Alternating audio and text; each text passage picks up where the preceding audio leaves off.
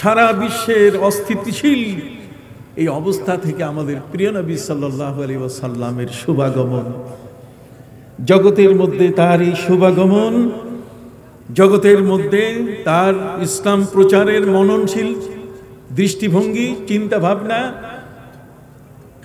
তিনি গোটা পৃথিবীতে এমন এক শান্তির বার্তা দিলেন যে গোটা সমাজ থেকে, গোটা রাষ্ট্র থেকে, পরিবার থেকে, সারা বিশ্বের আনাচে কানাচে থেকে, সবখান থেকে অন্ধকার দূরীভূত হওয়া শুরু করলো।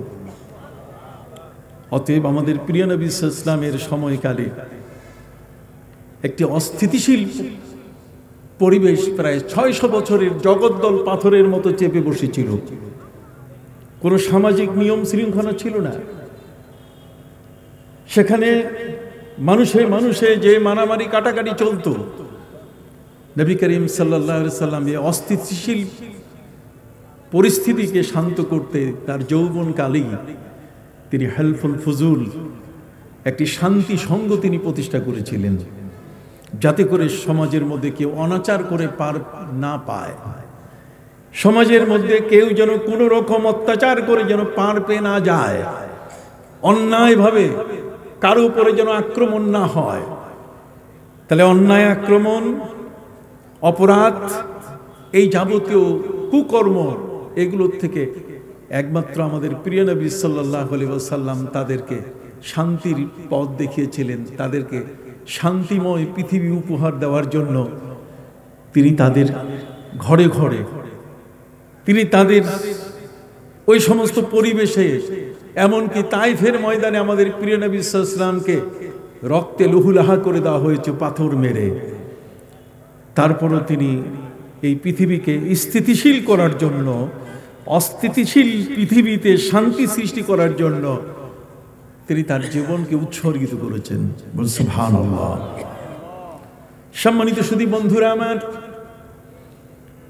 তিনি তাদের সামনে নিয়ে আসলেন মহাগ্রন্থ আল কোরআন।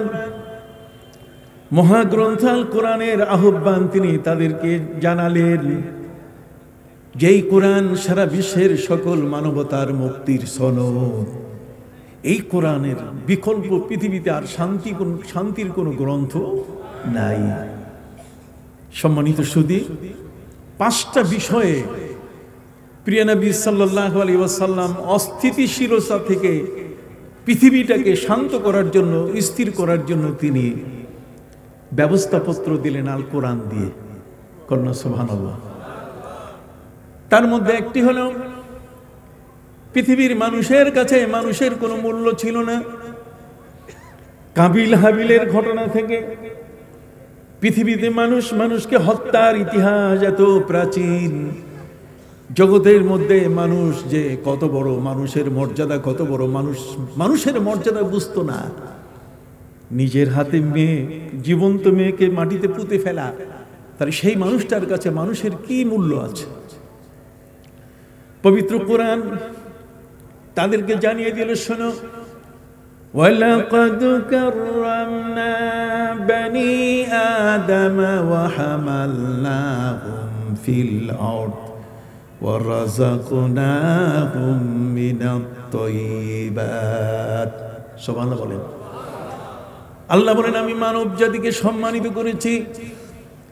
অতএব মানুষের জীবনের সম্মান, মানুষের দেহের সম্মান এত বড়, একটা মানুষের গায়ের চামড়া এটা বিক্রি করা যাবে না। একটা মানুষের গায়ের চুল বিক্রি করা যাবে, মাথার চুল বিক্রি করা যাবে না। সম্মানিত সুধী, মানুষের দেহের কোনো অংশ বিক্রি করা যাবে না। কোনো মানুষ যদি মারা যায়, কোনো মানুষকে যদি কবরে রাখা হয়, আর সেই কবরের উপরে যদি কোনো ফলদার বৃক্ষ যদি সেই কবরের উপরে গজিয়ে উপরে উঠে, তাহলে সেই বৃক্ষটার উপরে উঠে ফল পাড়ানো যাবে না, বরং পাশ থেকে অন্যভাবে সেই ফলটা পাড়াতে হবে। গাছের উপরে উঠা যাবে না, নিচে ওই সম্মানী মানুষটি আছে। সুবহানাল্লাহ বলেন। মানুষের সম্মান এত বড়। পবিত্র কোরআন মজিদে ঘোষিত হলো, মানব জাতি হলো পৃথিবীর শ্রেষ্ঠ জাতি। মানব জাতির সম্মান বোঝানোর জন্য আল্লাহ পাক রব্বুল আলামিন তিনি ফিরিস্তাদের নির্দেশ দিয়ে দিলেন, তোমরা আদমের সেজদা করো। ফাসাজাদাল মালাইকাতু কুল্লুহুম আজমাউন, সমস্ত ফিরিস্তা মানুষকে সেজদা করেছে। ইসলাম তার ইতিহাস, ঐতিহাসিক প্রেক্ষাপট সৃষ্টি করে মানুষগুলোকে বোঝানো শুরু করলো যে এই মানুষের জীবনের মূল্য এর সাথে কারো তুলনা হবে না। সুবহানাল্লাহ বলেন। আমার প্রিয় নবী সাল্লাল্লাহু আলাইহি ওয়াসাল্লাম মানুষের মর্যাদা এবং সম্মান বোঝাতে গিয়ে তিনি কাবা ঘরকে লক্ষ্য করে বললেন, ওয়াল্লাহি ইয়া কাবা, খোদার কসম হে কাবা ঘর, তুমি শুনে নাও, ইন্না হুরমাতাল মুমিন আফজাল মিনক, একজন ইমানদার ব্যক্তির মর্যাদা তোমার চেয়ে অনেক বেশি। মানুষের মর্যাদা। প্রিয় নবী সাল্লাল্লাহু আলাইহি সাল্লামের সামনে দিয়ে লাশ নিয়ে যাওয়া হচ্ছিল। প্রিয় নবী সাল্লাল্লাহু আলাইহি ওয়াসাল্লাম তিনি দাঁড়িয়ে গেলেন। সাহাবায়ে ইকরাম জিজ্ঞাসা করলেন, ইয়া রাসূলুল্লাহ, ইয়া হাবিবাল্লাহ, এটা তো একজন ইহুদির লাশ, আপনি ইহুদিকে সম্মান করে দাঁড়ালেন। আল্লাহর নবী সাল্লাল্লাহু আলাইহি ওয়াসাল্লাম তিনি বললেন, না রে, আমি ইহুদিকে সম্মান করার জন্য দাঁড়াই নাই, বরং একটা মানুষকে সম্মান করা। কিসের মর্যাদা?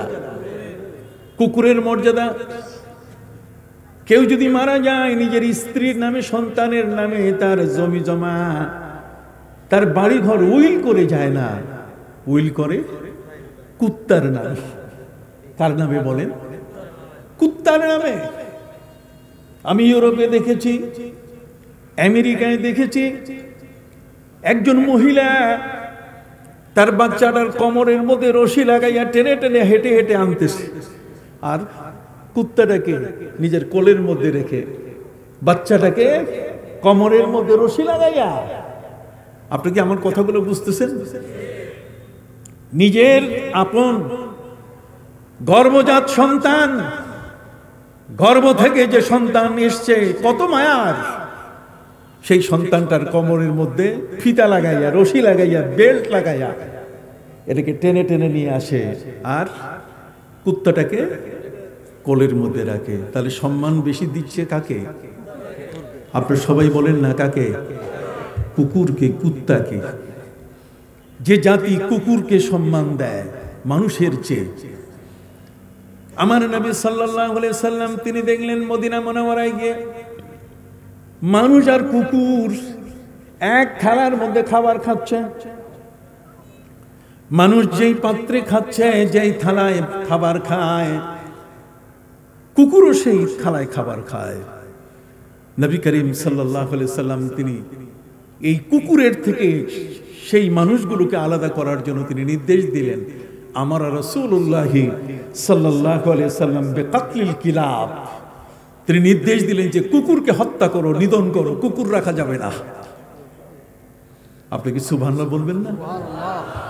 আমাকে একাডেমিক একটা আলোচনা দেওয়া হয়েছে। সম্মানিত সুধী, প্রিয় নবী সাল্লাল্লাহু আলাইহি ওয়াসাল্লাম কুকুরের থেকে মানুষের মর্যাদা যে আলাদা, এক পাত্রে খেতে পারে না, যে কারণে প্রিয় নবী সাল্লাল্লাহু আলাইহি সাল্লাম বলেন, ইজা ওয়ালাগাল কালবু ফি ইনাই আহাদিকুম ফালইয়াগসিলহু সাবআ মাররাতিন উলাহুন্না বিত্তুরাব। প্রিয় নবী সাল্লাল্লাহু আলাইহি সাল্লাম বলেন, তোমাদের পাত্রে যদি কুকুর মুখ রাখে, তোমাদের থালার মধ্যে যদি কুকুর মুখ রাখে, তাহলে সেই থালাটা 7 বার ধুইতে হবে। আপনি একটু না বললে হবে না? কয়বার ধুইতে হবে? 7 বার। ওয়া উখরাহুন্না বিত্তুরাব, আর 7 বারের শেষবার মাটি দিয়ে মেজে ধুইতে হবে। কারণ এই কুকুর যদি কামড় দেয়, জলাতঙ্ক রোগ হয়।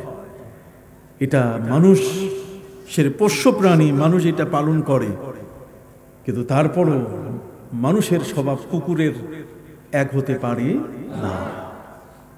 এই জন্য প্রিয় নবী সাল্লাল্লাহু আলাইহি ওয়াসাল্লাম তিনি মদিনা মুনাওয়ারায় গিয়ে নির্দেশ দিয়েছিলেন যে কুকুর নিধন করো, কুকুর মারো। সম্মানিত সুধী বন্ধুরা আমার, কুকুরের সাথে যদি মানুষের জীবনের সম্পর্ক হয়, তাহলে লাভ কতটুকু, ক্ষতি কতটুকু। ভাইরা আমার, এক মহিলা, ইউরোপিয়ান মা যারা আছেন তারা বাচ্চাকে সহজে দুধ পান করায় না। সেরিলাক, রেড কাউ, এই জাতীয় দুধ তাদেরকে ডানো এইগুলো খাওয়ায়, বুকের দুধ খাওয়ায় না। এক সময় এক মা এই বাংলাদেশে এসে একই নিয়মে তার ছোট বাচ্চা জন্ম নিল। জন্ম নেওয়ার সাথে সাথে সেই বাচ্চাটাকে সে কুকুরের দুধ খাওয়ানো শুরু করলো। কুকুরের দুধ খাওয়াবার পরে একটা মানুষের হাতের মধ্যে যে নখ আছে, এই নখটা কিন্তু বিরাট নেয়ামত। ভাইরা আমার, বাবা আদম আলাইহিস সালাম এবং মা হাওয়া আলাইহিস সালাম দুইজনে মিলে তারা জান্নাতে অবস্থান করেছিলেন। নিষিদ্ধ গাছের ফল খাওয়ার কারণে তাদের গায়ের পোশাক সরে যায়। তারা এত সুন্দর ছিলেন বাবা আদম এবং মা হাওয়া, যে বাবা আদমের সামনে মা হাওয়া দাঁড়ালে আর কোনো মিরর, কোনো আয়না প্রয়োজন হতো না। বাবা আদমের দেহের মধ্যে মা হাওয়া তার পুরা চিত্র, পুরা ছবিটা দেখতে পেতেন। এত সুন্দর, সুবহানাল্লাহ বলেন। ঠিক এমনি করে বাবা আদম আলাইহিস সালাম মা হাওয়ার সামনে দাঁড়ালে তার পুরা ছবি তার দেহের মধ্যে দেখতে পেতেন। এত পরিষ্কার, এত সুন্দর ছিলেন, এত নিট এন্ড ক্লিন, আয়নার চেয়েও বেশি পরিষ্কার। কিন্তু ওই গন্ধম ফল খাওয়ার কারণে, নিষিদ্ধ গাছের ফল, সেই গাছের কাছে যাওয়ার কারণে, ফল খাবার কারণে আল্লাহ পাক রব্বুল আলামিন তাদের চেহারাকে বিপন্ন করে দিলেন। শুধু ওই চেহারা কেমন ছিল, এটা রূপটাকে আল্লাহ রেখে দিয়েছেন নখের মধ্যে। কিসের মধ্যে? নখ। এই নখটা দেখলে যেমন পরিষ্কার, বাবা আদম এবং মা হাওয়া আলাইহিস সালাম তাদের গায়ের রং ছিল ঠিক এই নখের চেয়েও আরো পরিষ্কার। বাংলাদেশের ইউরোপিয়ান সেই মহিলা এসে কুকুরের দুধ যখন বাচ্চাকে খাওয়ানো শুরু করলো, আস্তে আস্তে এই নখগুলো কুকুরের নখের মতো হওয়া শুরু করলো। ওই নখ আর আগের মতো নাই। তার মুখ থেকে কুকুর যেমন ঘেউ ঘেউ করে, এই বাচ্চার মুখ থেকে ঘেউ ঘেউ আওয়াজ শুরু হলো। কথা কি বুঝতে পারছেন? অতএব সম্মানিত সুধী বন্ধুরা আমার, পৃথিবীর মধ্যে মানুষের মর্যাদা, মানুষের সম্মান কত বড়। একটি মানুষকে আল্লাহ পাক রব্বুল আলামিন এত বড় সম্মান দিয়েছেন। আমাদের প্রিয় নবী সাল্লাল্লাহু আলাইহি ওয়াসাল্লামকে আল্লাহ পাক রব্বুল আলামিন তিনি আরশের মেহমান বানিয়েছেন। আরশে আজিমে আমার নবীকে নিয়ে মানুষের মর্যাদা সমস্ত সৃষ্টিকুলের উপরে। সারা জগতের যত সৃষ্টি সব মানুষের অধীনে, মানুষ সবার উপরে। ওয়াফাদ্দালনাহুম আলা কাসীরিম মিম্মান খালাকনা তাফদীলা। আল্লাহ বলেন, আমি প্রত্যেকটি সৃষ্টির উপরে মানুষের মর্যাদা দিয়েছি। তাহলে মানুষের মর্যাদা আগে জানতে হবে, এই মানুষটি কে। এই জন্যই পবিত্র কোরআন মজিদে আল্লাহ পাক রব্বুল আলামিন বলেন, وَسَخَّرَ لَكُم مَّا فِي السَّمَاوَاتِ وَمَا فِي الْأَرْضِ جَمِيعًا। জগতের মধ্যে এমন কোন সৃষ্টি নাই যে সৃষ্টি মানুষের উপরে সম্মান পেতে পারে। কথা বলেন। জিন বলেন, এই পৃথিবীর সৃষ্টি মাখলুক যা আছে, এই পৃথিবীর ভূচর বলেন, খেচর বলেন, উভচর বলেন, পানিতে বলেন, ডাঙ্গায় বলেন, জগতের যত প্রাণী আছে সমস্ত প্রাণীর উপরে মর্যাদা কার? একটু হাত উঁচু করে বলেন, মর্যাদা কার? মানুষের। অতএব সেই মানুষের মর্যাদা যেন কখনো কোনো অবস্থায় ক্ষুণ্ণ না হয়। মানুষের মর্যাদা দিতে ইসলাম করলো পবিত্র কোরআনের মাধ্যমে, যে শান্তি আনতে গেলে আমার মতো আরেকজন মানুষ, সেই মানুষটাকে তুচ্ছ তাচ্ছিল্য করা যাবে না। সেই মানুষটির কোনো অবস্থাতেই যেন সামান্যতম কোনো অপমান না হয়, তার যেন কখনো কোনো রকম ভাবে ইজ্জত নষ্ট না হয়, সেই দিকে মানুষকে লক্ষ্য করতে হবে।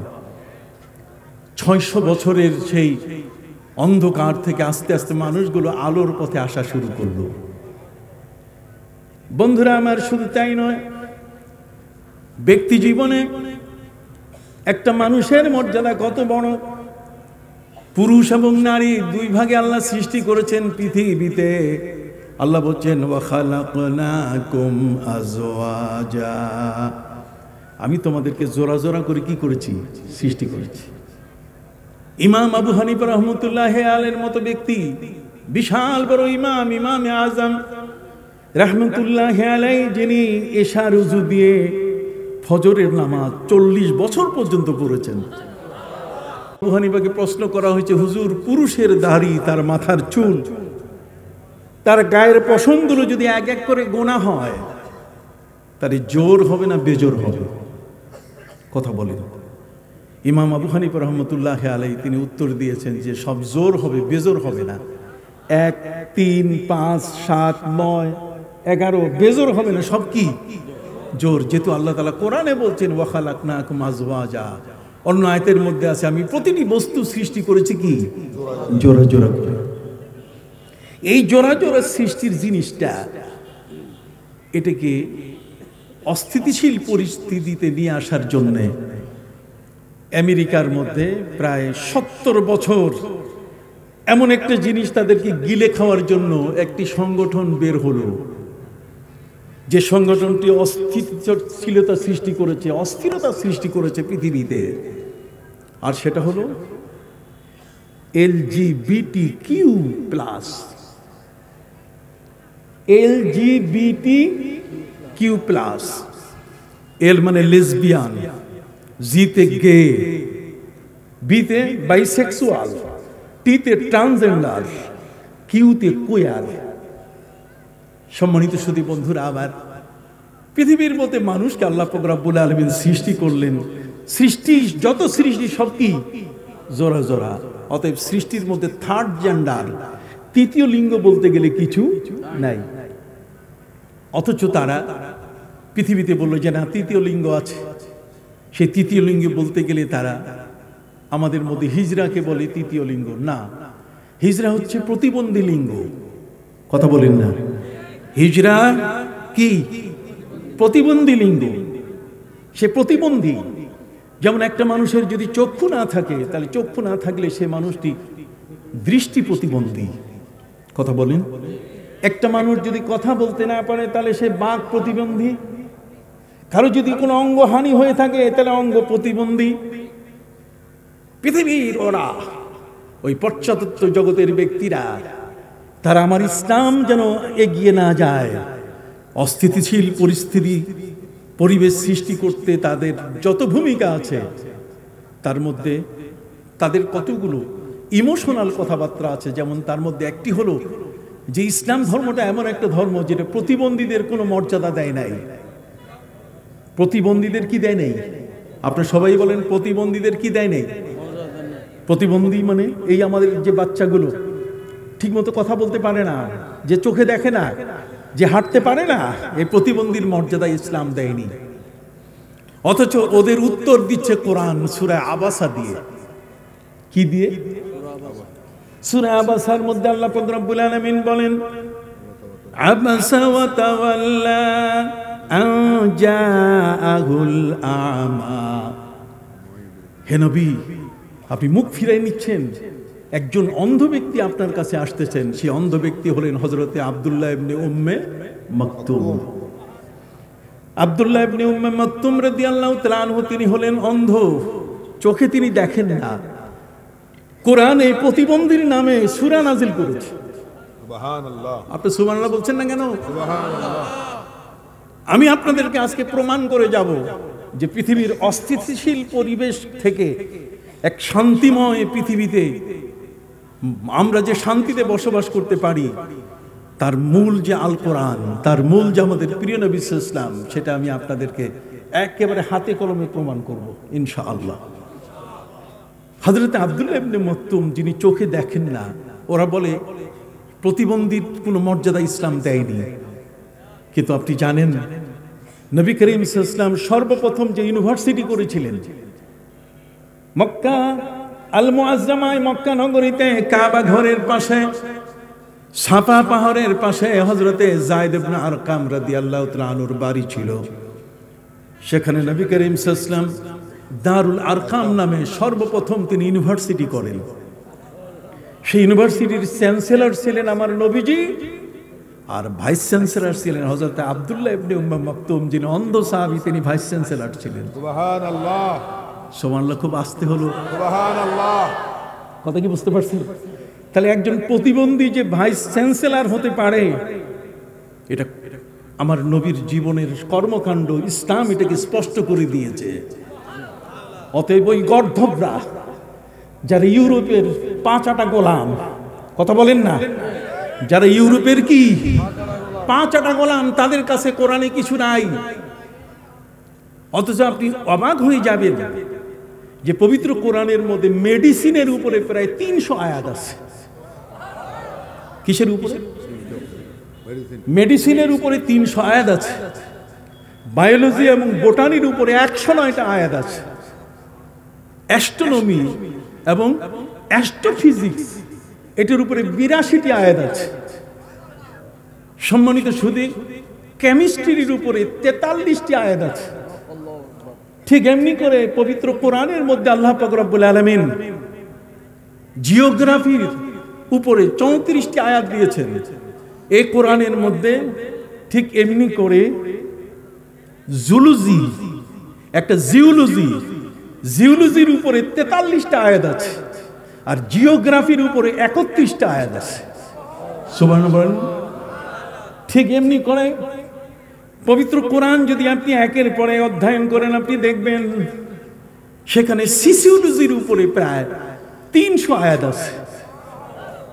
সর্বমোট 948টি আয়াত আছে এই পৃথিবীর বিজ্ঞান যা বর্তমান নাড়াচাড়া করছে তার সবের ভিতরে। পৃথিবীর বিজ্ঞানীরা আজকে স্বীকৃতি দিতে বাধ্য হয়েছে যে পবিত্র কোরআনের প্রতি 100 আয়াতের মধ্যে, আবার বলছি, পবিত্র কোরআনের কত? 100 আয়াতের মধ্যে 11টি আয়াত হচ্ছে বিজ্ঞানের আয়াত। প্রতি 100, তাহলে 6666টি আয়াতের মধ্যে প্রায় 776টি হলো শুধু বিজ্ঞানের আলোচনা। তাহলে কে বলে এই পৃথিবীকে শান্ত করতে যদি বর্তমান সময়কালের বিজ্ঞানকে কেউ নিয়ে আসে, তাহলে কোরআনের সাথে কি পাল্লা দিয়ে পারবে? একটু হাত উঁচু করে বলেন, পারবে? কোনো অবস্থাতেই পারবে না। সম্মানিত সুধী, পৃথিবীতে একটা মানুষের জীবনের যা কিছু প্রয়োজন পবিত্র কোরআন বলে দিয়েছে। মা ফাররাতনা ফিল কিতাবি মিন শাই, আমি কোরআনে তোমার জন্য কোনো কিছু বাকি রাখি নাই। এই কোরআনের জীবন ব্যবস্থা, এই কোরআনের শাসন অনুশাসন, এই কোরআনের যে সমস্ত নির্দেশনা, এগুলো পৃথিবীতে শান্তি আর শান্তি সৃষ্টি করেছে।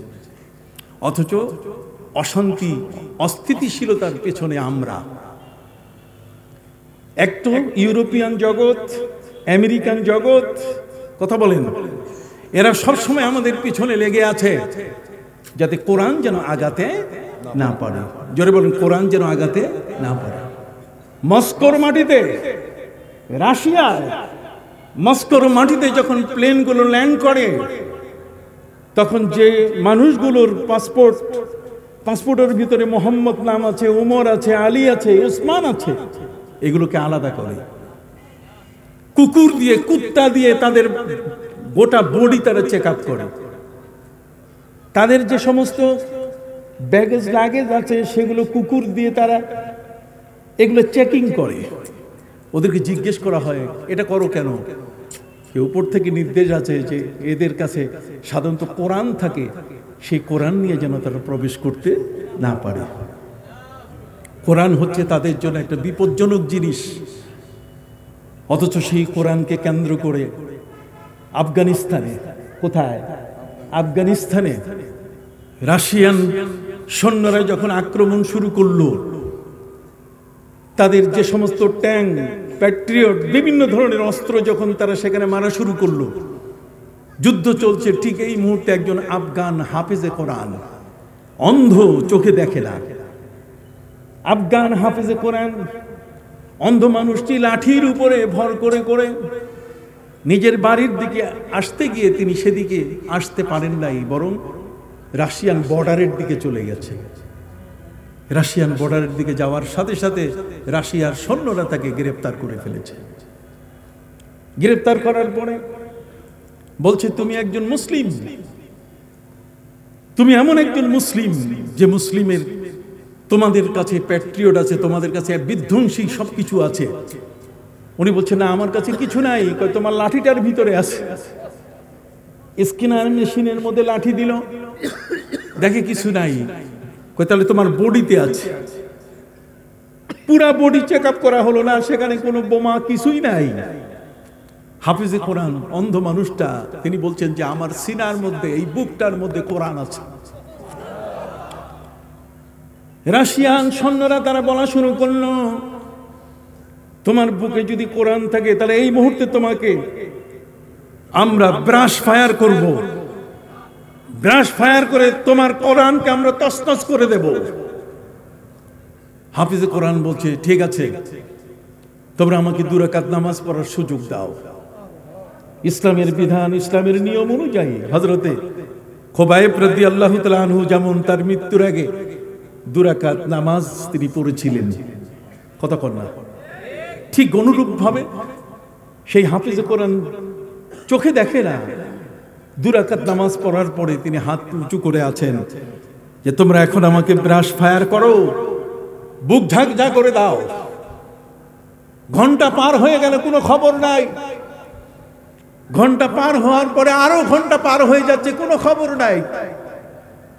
সম্মানিত শুধু তিনি হাত নামালেন।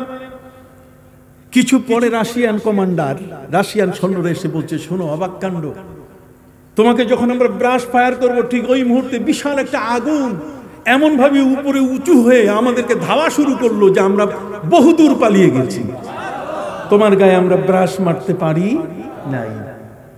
সুবহানাল্লাহ বলেন। কোরআন হচ্ছে আসমানি কিতাব, এটা মানুষের রচিত গ্রন্থ নয়। এই কোরআন একটা মুজিজা গ্রন্থ। এই মুজিজা গ্রন্থ এমন একটি গ্রন্থ যে গ্রন্থটি পৃথিবীর মানুষকে সত্যের পথ দেখিয়েছে। ইন্নাল কোরআন ইয়াহদি লিল্লাতি হিয়া আকওয়াম। একটা জাতিকে সোজা করতে গেলে, এই পৃথিবীর মধ্যে শান্তি সৃষ্টি করতে গেলে কোরআনের কোনো বিকল্প নাই। সম্মানিত সুধী বন্ধুরা আমার, যে কারণে আমেরিকার বিশাল স্টেডিয়ামের মধ্যে, ওয়াশিংটনের স্টেডিয়ামে ডাকা হলো যে পৃথিবীর সবচেয়ে বেশি কার ধর্মগ্রন্থকে সুন্দর করে পাঠ করতে পারে, যার ধর্মগ্রন্থ সুন্দর করে পাঠ করতে পারবে তাকে সর্বোচ্চ পুরস্কার দেওয়া হবে।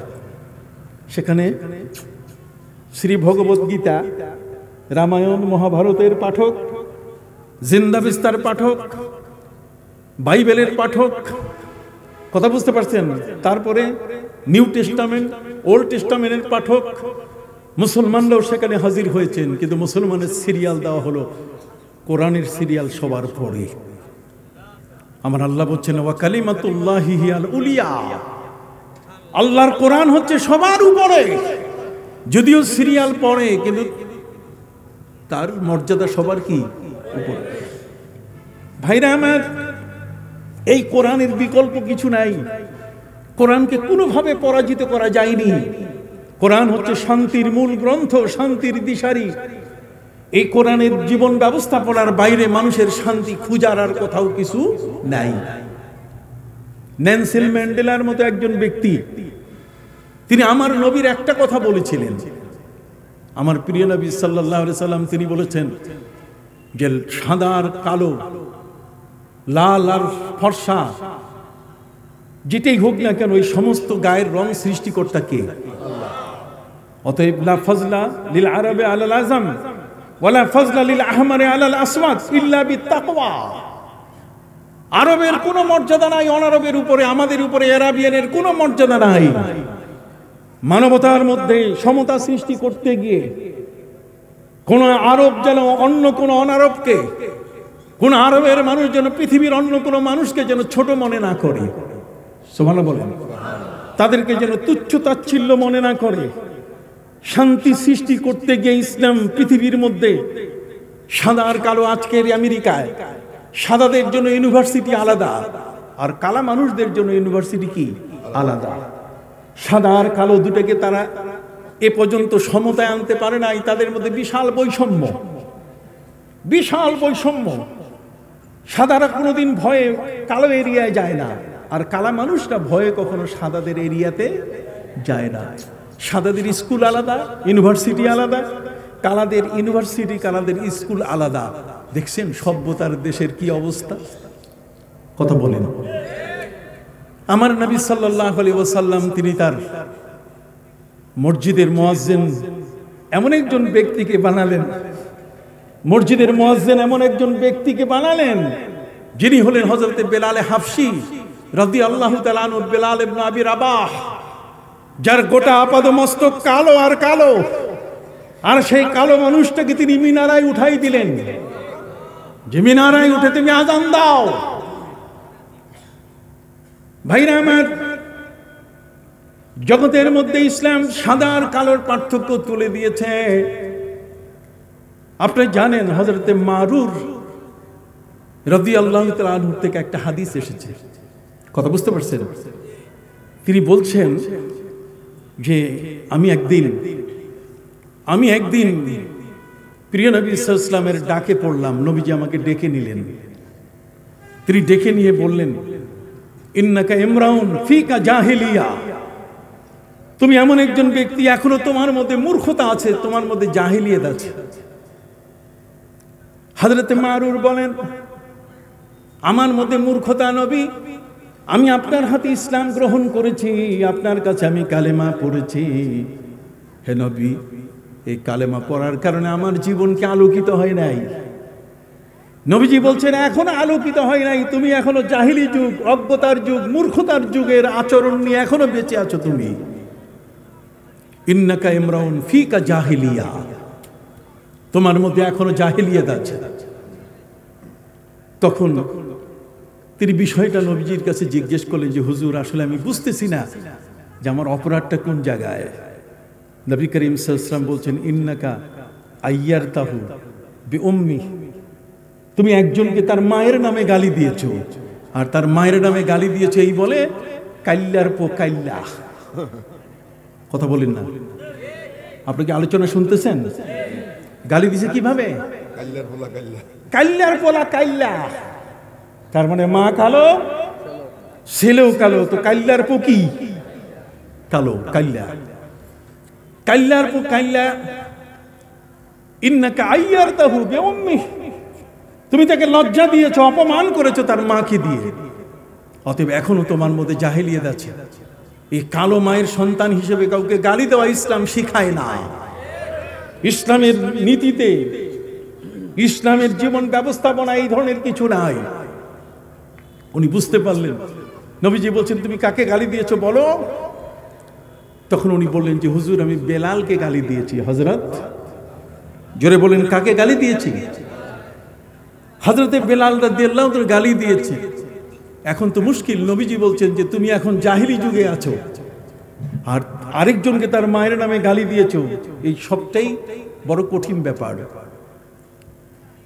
হযরত মারুর তিনি দেখলেন যে হযরতে বেলাল আসতেছে, বেলালকে আসা দেখে রাস্তার মাঝখানে তিনি শুয়ে পড়লেন। মারুর সেখানে এসে আটকে গেলেন। আটকে যাওয়ার পরে তিনি জিজ্ঞেস করলেন, বেলাল ভাই তুমি একটু উঠো। হযরতে বেলাল বলছেন, না আমি উঠবো না যতক্ষণ পর্যন্ত তুমি আমাকে তোমার পা দিয়ে আমার গালে তুমি লাথি মারবে না। যতক্ষণ পর্যন্ত তুমি তোমার পা দিয়ে আমার গালে লাথি মারবে না, ততক্ষণ পর্যন্ত আমি উঠবো না। কেন? যে তাকবীর দেন।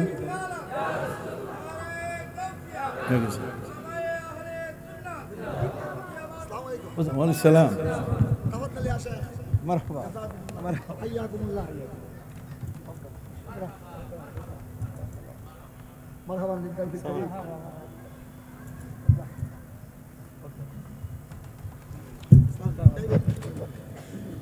হাজরিন, আলহামদুলিল্লাহ, বর্তমান জামানার যিনি মুফতি আজম তিনি আমার পাশে। জোরে বলেন আলহামদুলিল্লাহ। আমরা কাছাকাছি। আমিও একটা কামিল মাদ্রাসার প্রিন্সিপাল ছিলাম, উনিও কামিল মাদ্রাসার প্রিন্সিপাল ছিলেন। কথা বুঝতে পারছেন? আমাদের মধ্যে যে মহাহৃদয়তা সেটা আপনার কল্পনাই করতে পারবেন না। আজকে ঐক্যের ডাকে আমরা এক হয়ে গেছি। জোরে বলেন, আমরা ঐক্যের ডাকে কি হয়েছি? এক। সুন্নিয়তকে ধ্বংস করার জন্য যারা আজকে মাজার ভাঙছে, সুন্নিয়তকে ধ্বংস করার জন্য যারা ওলিয়া উলিয়াদের আস্তানাগুলো গুড়িয়ে দিচ্ছে, এই মুহূর্তে সুন্নি জনতা কখনো চুপ থাকতে পারে না। আমরা কোন অবস্থাতে, আমরা নবী প্রেমিক। এ সমস্ত মাজার ওলিয়া উলিয়াদের এখানে মিলাদ হয়, কিয়াম হয়, নবীর আশেকানরা সেখানে যান। কবর জিয়ারত নিষিদ্ধ নয়, কিন্তু ওরা আমাদের নামে বদনাম করে আমরা মাজার পূজারী, মিথ্যুক। জোরে বলুন, ওরা কি মিথ্যুক? ওরা আমাদের অবস্থান জানে না। ওরা আজ পর্যন্ত কোনো ভিডিও আমাদের দেখাতে পারবে না যে আমরা কোনো কবরে গিয়ে সেজদা করেছি। এই ধরনের দুষ্ট দুরাচার আজ আমাদের এই জমিনে অস্থিতিশীল অবস্থা সৃষ্টি করেছে। আমাদের আহলুস সুন্নাহ ওয়াল জামাত যদি না থাকে, তাহলে ওই দুষ্ট দুরাচার তার বক্তব্যে বলল যে আমি তাফসীর করতেছি চট্টগ্রামের লালদিঘি এই ময়দানে এখানে, আর নবীজি যদি পাশ দিয়ে হেঁটে যেতেন তাহলে আমার তাফসীর শোনার জন্য বসে যেতেন। আপনি কত বড় বেয়াদব, কত বড় বেয়াদব! এদেরকে আমরা এখন প্রাধান্য দিচ্ছি, এদের ওয়াজ শোনার জন্য লক্ষ মানুষ তাদের সামনে উপস্থিত। আপনি জানেন আমি একজন ফাইটার মানুষ, কোন অবস্থাতে এদেরকে ছাড় দেওয়ার কোনো সুযোগ আমাদের নাই। তাদের বক্তব্যে আসে যে নামাজ পড়ে জান্নাতে যাবে কেউ, এটা কোরআনে আমি কোথাও পাই নাই, হাদিসেও পাই নাই। মানুষগুলোকে নামাজ থেকে বিমুখ করার জন্য, নামাজকে গুরুত্বহীন করার জন্য, যেখানে ৮২ বার পবিত্র কোরআনে নামাজের এই বিশাল আজান এসেছে, ডাক এসেছে, আলোচনা এসেছে, সেটাকে গুরুত্বহীন করার জন্য এই সমস্ত কথাবার্তা। আপনি কথা কি বুঝতে পারছেন? আমি নাম ধরে বলতে চাই না, আমি এতটুকু আপনাদেরকে বলতে চাই, এই ফাতেহাবাদের সুন্নি কনফারেন্স এটা চালিয়ে যাবেন ৪৪ বছর নয়, কিয়ামতের আগ পর্যন্ত। এই দেশে, এই অঞ্চলে শুধু নয়, সারা বাংলাদেশের মধ্যে সুন্নিয়তকে ধরে রাখার একটা বড় ধরনের কনফারেন্স। কথা বুঝতে পারছেন? এই জন্য আপনাদের খেদমতে আরজ করতে চাই যে পৃথিবীতে অস্থিতিশীলতা কত প্রকার। আজ ফতোয়া দেওয়া হচ্ছে যে স্বামী নামাজ পড়ে, স্ত্রী নামাজ পড়ে না। স্বামী ৫ ওয়াক্তের নামাজ পড়লো, স্ত্রী ৩ ওয়াক্তের নামাজ পড়লো, ২ ওয়াক্তের নামাজ পড়তে পারে নাই, কাজে স্ত্রী তালাক। কি আজব আজব কথাবার্তা! এই গাঁজাখোররা কি কথা বলে! এদের বক্তব্য শুনে আমরা অবাক হয়ে যাই, অ্যাস্টনিশড হয়ে যাই, যেটা কি বলতেছে আজকে। যা হোক, আমি আপনাদের সম্মুখে বলতেছিলাম, নবী করিম সাল্লাল্লাহু আলাইহি ওয়াসাল্লাম বলেন, আইয়ারতাহু বিউম্মি, তুমি তাকে তার মায়ের নামে গালি দিয়েছো, তার মানে কাইল্লার পো কাইল্লা। কালোকে কালো বলার, কালো বলে তাকে কষ্ট দেওয়ার ইসলাম আমাদেরকে শিক্ষা দেয় নাই।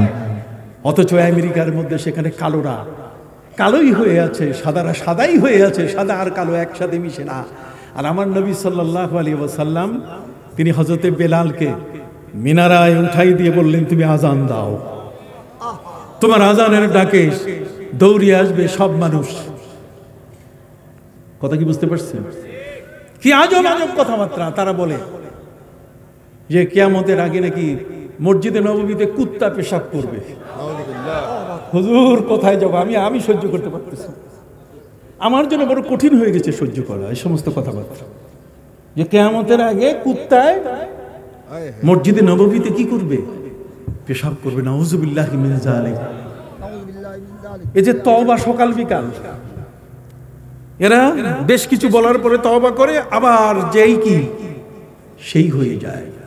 বড় দুঃখজনক ঘটনা। তাহলে অস্থিরতা কে তৈরি করেছে? অস্থিরতা তারা তৈরি করেছে। আজকে আহলে হাদিস এত বড় অস্থিরতা সৃষ্টি করেছে যেটা কল্পনাই করা যায় না, যে আজকের এই সুন্নি আলেমরা বেঁচে থাকার কারণে ওরা দাঁত বসাতে পারতেছে না। কাজে এই মুহূর্তে সুন্নি আলেমদের পীর যার যার, সুন্নিয়ত কি সবার। আবার বলেন, পীর যার যার, সুন্নিয়ত কি সবার। এই সমস্ত আলেম আমাদের এরা মারজা, এরা আমাদের একমাত্র জায়গা, তাদের কাছেই আমরা যাব, তাদের দিক নির্দেশনা আমরা মেনে চলব। কথা কি বুঝতে পেরেছেন? অতএব পৃথিবীর এই অস্থির এবং অস্থিতিশীল অবস্থা আমাদের প্রিয় নবী সাল্লাল্লাহু আলাইহি ওয়াসাল্লামের সময়কালে ছিল, কিন্তু নবীজি সব অস্থিতিশীল পরিবেশ দূর করে দিয়ে শান্তি প্রতিষ্ঠা করেছিলেন। তিনি সাদা আর কালোর মধ্যে পার্থক্য তুলে দিয়েছিলেন। নেলসন ম্যান্ডেলা তিনি বলেছিলেন সাদা আর কালোর মধ্যে কোনো পার্থক্য থাকবে না। এই কথা বলার কারণে 27 বছর তাকে জেলে থাকতে হয়েছে। তো সে একটা কথা বলার কারণে জেলে ছিল, একটা ভালো কথা বলার কারণে আজকে সেটাকে মূল্যায়ন করা হচ্ছে। আর আমার নবী সাল্লাল্লাহু আলাইহি ওয়াসাল্লাম তিনি তো কোটি কোটি কথা বলেছেন, যার কারণে ওই রোমান সম্রাট হেরাক্লিয়াস সে আমার নবী সাল্লাল্লাহু আলাইহি ওয়াসাল্লাম সম্পর্কে বলেছে, যদি এই হেমসের পার্লামেন্ট থেকে প্রিয় নবী সাল্লাল্লাহু আলাইহি ওয়াসাল্লামের দরবারে যাওয়ার আমার সুযোগ থাকতো, লাওয়াসালতু ইলাই লাগাসালতু আলা কাদামাই, তাহলে আমি নিজে হাতে পানি ঢেলে ঢেলে নবীজির কদম মোবারক দয় ধুয়ে দিতাম। সুবহানাল্লাহ। কথা বুঝতে পারছেন? বাইজেন্টাইন সম্রাট, সেই রোমান সম্রাট হেরাক্লিয়াস পর্যন্ত আমার নবীর কদম মোবারক ধুয়ে দিতে চেয়েছে। পৃথিবীর শান্তি প্রতিষ্ঠার ক্ষেত্রে আমার নবী সাল্লাল্লাহু আলাইহি ওয়াসাল্লাম কারোর সাথে কোনো কম্প্রোমাইজ করেন নাই। যত ধরনের অস্থিরতা এটা যেমন দূর হয়েছে, সেই অস্থিরতায় বর্তমান সারা পৃথিবী। আজকে কুয়েত, কাতার, সৌদি আরব সহ সেখানে রাজতন্ত্র, এখানে ইসলামের চিন্তাধারা আপনি প্রতিষ্ঠিত করার কোনো সুযোগ নাই। কথা বলেন না? ইন্দোনেশিয়া সহ আমরা হয়ে গেছি ধর্মনিরপেক্ষ। কথা বলেন না? ঠিক অনুরূপভাবে আল জাজিরা, আলবেনিয়া এবং আল জাজিরার মধ্যে সেখানে সমাজতন্ত্র মতবাদ, অথচ 57টি মুসলিম দেশের মধ্যে আজকের যদি আমাদের ঐক্য থাকতো, কথা বলেন না, ওয়াইসি যদি সত্যিকার অর্থে সেই আমাদের মধ্যে ঐক্য সৃষ্টি করতে পারত, তাহলে আজকে ইসরায়েলিদের হাতে আমার এত মুসলিম ভাই বোন ফিলিস্তিনিরা মারা যেত না। আজকে পাশের মায়ানমার আমাদেরকে ভয় পেত, লক্ষ লক্ষ মানুষকে করেছে কঠিনভাবে উলঙ্গ করে। কথা বলেন। আজকে থাইল্যান্ডের মুসলিম, যাদের নাম পাতানি, থাইল্যান্ডের পাতানি মুসলিম, ফিলিপাইনের মোরো মুসলিম, এই পৃথিবীর নানা নির্যাতনের শিকার। কথা বল না? আজ আমাদের বাবরি মসজিদ ভেঙে ফেলা হলো, ঠিক এমনি করে পৃথিবীর মধ্যে অশান্তি সৃষ্টি করতে, খোদ দেশের মধ্যে কত ধরনের অস্থির পরিবেশ সৃষ্টি করার জন্য অপচেষ্টা চলছে। এই একটি জায়গায় শান্তি আনতে গেলে কোরআন এবং প্রিয় নবী সাল্লাল্লাহু আলাইহি ওয়াসাল্লাম ছাড়া আর সম্ভব নয়। নবীর মহব্বত, নবীর ভালোবাসা, তার আমল আখলাক, এটাকে প্রতিষ্ঠিত করা ছাড়া আমাদের বিকল্প কোনো পথ নাই। এই জন্য আমাদেরকে বলা হয়েছে কুনতুম খায়রা উম্মাতিন উখরিজাত লিন-নাস তা'মুরুনা বিল মা'রুফি ওয়া তানহাউনা আনিল মুনকার ওয়া তু'মিনুনা বিল্লাহ। আমরা এই পৃথিবীর শ্রেষ্ঠ জাতি। এই জন্য ইসলাম ব্যক্তি নীতি দিয়েছে, পারিবারিক নীতি দিয়েছে। যে পারিবারিক নীতি আজকের অ্যাথেন্সে আমি গিয়েছি, গ্রিকের অ্যাথেন্সে, সেখানে নারীরা ঝাড়ু মিছিল করতেছে। আমি ওদেরকে জিজ্ঞাসা করলাম, ঝাড়ু মিছিল শিখলা কোথায়? বাংলাদেশে শিখছো নাকি? ঝাড়ু মিছিল পাইলা কোথায়? বা ঝাড়ু মিছিল এটা এ কারণে আমরা করছি, যেখানে প্লেটো আমাদেরকে একটা দর্শন দিয়েছে।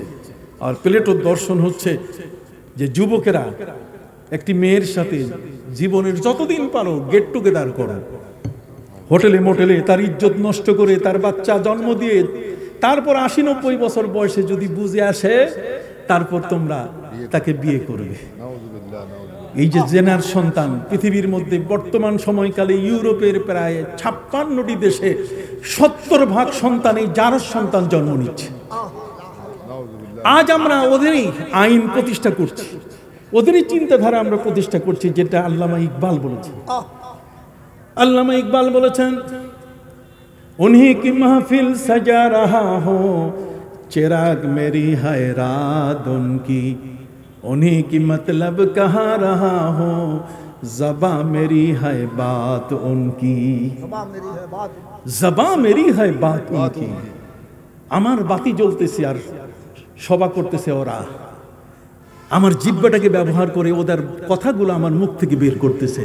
আমি মুসলমান, আমি আমার নবীর আদর্শ থেকে বিচ্যুত হয়ে গেছি। কথা কি বুঝতে পারছেন বাবা? এই জন্য সম্মানিত সুধী, এই অস্থিতিশীল পরিবেশ থেকে, পরিস্থিতি থেকে আমাদেরকে বাঁচতে গেলে একমাত্র শান্তি দিতে পারি কি? কোরআন। কোরআন সামাজিক শান্তি দিয়েছে। কোরআন বলে দিয়েছে, খবরদার লা তুফসিদু ফিল আরদ, এই জমিনের উপরে কোনো বিপর্যয় সৃষ্টি করো না, কোন অবস্থাতেই না। ইন্নামা জাযাউল লাযিনা ইউহারিবুনাল্লাহ ওয়া রাসূলা, যদি কেউ পৃথিবীর মধ্যে অশান্তি সৃষ্টি করে, আইয়ুকাত্তালু, তাকে হত্যা করতে হবে, আও ইউসাল্লাবু, নালে শুলিতে চড়াতে হবে। কথা বল না। আও তুকাত্তা আইদিহিম ওয়া আরজুলুহুম মিন খিলাফ, অথবা এক পা আর এক হাত আলাদাভাবে, ডাইন হাত কাটলে বাম হাত কেটে দিতে হবে। চোরের হাত কাটা হয় একটা। আর যারা সন্ত্রাস সৃষ্টি করে, সমাজের মানুষের শান্তি নষ্ট করে, অস্থিরতা সৃষ্টি করে, তাদের এক হাত আরেক পা কাটতে হবে। আপনি কথা কি বুঝতে পারছেন? এই বিধানগুলো যখন পুরো সমাজের মধ্যে চালু হবে, শান্তি আসবে। কিন্তু সেই বিধান আজকে মুসলিম 57টি দেশের একটিতেও কি নাই। তার মধ্যে আমরা দ্বন্দ্বের মধ্যে আছি, কে নাভির নিচে হাত বাঁধবো আর কে বুকে হাত বাঁধবো। কতক্ষণ না আলবানির ফতোয়া চালু হয়ে গেছে। আজ আমাদের মধ্যে আমাদের মসজিদের নাম তারা পরিবর্তন করে দিচ্ছে, ওরা নিজেরা নিজেদের নামে মসজিদ বানাচ্ছে, আমাদেরকে তারা মুশরিকের খাতায় নাম লিখিয়ে এক অস্থিতিশীল পরিস্থিতি সৃষ্টি করেছে। এই সময়কালে বর্তমান চাহিদা যেটা, সেটা হলো বাংলাদেশের সমস্ত সুন্নি আলেম ওলামা এবং মুসলমানদের এক হতে হবে। আপনার হাতের সাথে হাত দিয়ে এক হতে চান কিনা? জোরে বলেন, চান কিনা? ওয়াতাসিমু বিহাবলিল্লাহি জামিআন ওয়া লা তাফাররাকু। আর এখন লড়াই করে, আর এখন একজন আরেকজনের গীবত করে আলাদা হওয়ার কোনো সুযোগ, ছোট ছোট মাসলাগুলো জায়গা মতো রেখে দিয়ে বৃহত্তর ছাত্রে আসেন আমরা সুন্নিরা যেন এক হয়ে যাই। না হলে কিন্তু ওই যে কিছুক্ষণ আগে উনি বলে গেলেন, এখন শেরপুরের ওই মুর্শিদপুরের দরবার, সেখানে আক্রমণ হয়েছে, আর আপনারটা হবে না আগামীতে। আপনি অপেক্ষা করেন, আপনারটাও কি হবে। আপনি মনে করেছেন কি যে আপনার পাগড়িতে আগুন লাগে নাই? আপনি লাগছেন, পাগড়ি লম্বা, ওই যে শ্যামলাটা লম্বা, যেটা পিঠে ঝুলে থাকে, কিন্তু ওটা মাথা পর্যন্ত আসতে আর বেশি সময় লাগবে না, সব পুরাই ফেলবে। এই জন্য আমি আর আলোচনা দীর্ঘায়িত করছি না। হুজুর এখানে চলে এসছেন, মুফতি আজম আল্লামা ওয়াসিউর রহমান সাহেব মদ্দুজুল আলী, তিনি আমার কলিজার টুকরা, অনেক শ্রদ্ধার মানুষ।